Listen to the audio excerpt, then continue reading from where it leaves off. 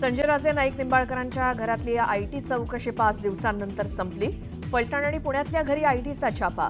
चौकशी दरम्यान काहीच मिळालं नसल्याची माहिती।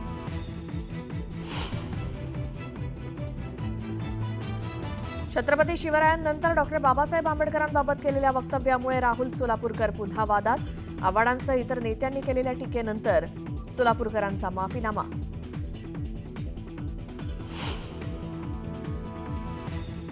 उबाठाचे राजन साळवी लवकरच शिंदेंच्या शिवसेनेत करणार प्रवेश। न्यूज एटीन लोकमतला सूत्रांची माहिती। लवकरच पक्षप्रवेशाची तारीख निश्चित होणार असल्याची माहिती।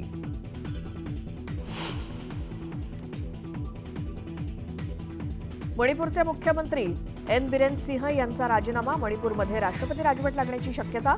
बिरेन यांनी राज्यपालांकडे सोपवला राजीनामा।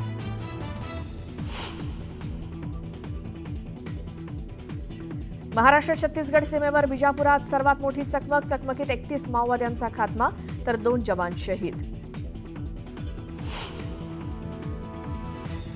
कोर्टाकडनं पीओपी मूर्तीवरती बंदी असल्यामुळे माघी गणेशोत्सवातील मूर्तींचं विसर्जन रखडलं। पालिकेनं परवानगी न दिल्यामुळे मूर्तीकारांचं मंडळ नाराज। 24 तासात विसर्जनाला परवानगी देण्याची मागणी।